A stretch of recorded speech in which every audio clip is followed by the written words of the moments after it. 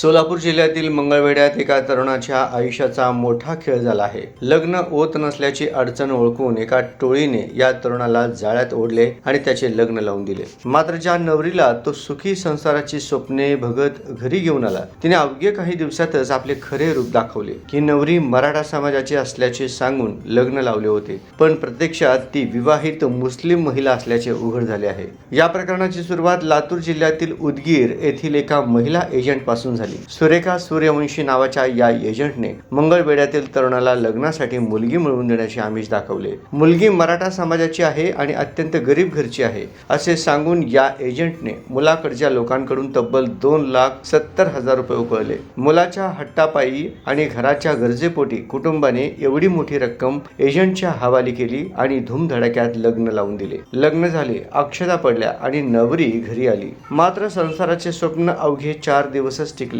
चौथ्या दिवशी ही नवी नवरी घरातून पळून जाण्याच्या तयारीत असताना घरच्यांच्या लक्षात आले। तरुणाने सतर्कता दाखवत तिचा पाठलाग केला आणि तिला पकडले। यावेळी तिची कसून चौकशी केली असता धक्कादायक माहिती समोर आली। ही महिला मराठा समाजाची नसून मुस्लिम धर्मीय असल्याचे निष्पन्न झाले। विशेष म्हणजे ती आधीच विवाहित असून तिला मुलेही आहेत। केवळ पैशांसाठी या महिलेने एजंट सोबत संगनमत करून हे बनावट लग्न केले होते। फसवणूक झाल्याचे लक्षात येताच तरुणाने तातडीने मंगळवेढा पोलीस ठाणे गाठले। आपली 2,70,000 रुपयांची आर्थिक लूट झाल्याची आणि भावनिक फसवणूक झाल्याची तक्रार त्याने दिली। पोलिसांनी त्वरित पावले उचलत त्या तोतया नवरीला आणि फसवणूक करणाऱ्या एजंट महिलेला ताब्यात घेतले आहे। या प्रकरणामागे अजून मोठी टोळी सक्रिय आहे का? त्यांनी आणखी किती जणांची अशीच फसवणूक केली आहे? याचा सखोल तपास आता मंगळवेढा पोलीस करत आहेत। मराठा समाज आणि ग्रामीण भागात सध्या तरुणांची लग्ने वेळेवर होत नसल्याचे चित्र आहे। याच गोष्टीचा फायदा घेऊन अशा भामट्या टोळ्या सक्रिय झाल्या आहेत। गरीब घरातील मुलगी असल्याचे सांगून किंवा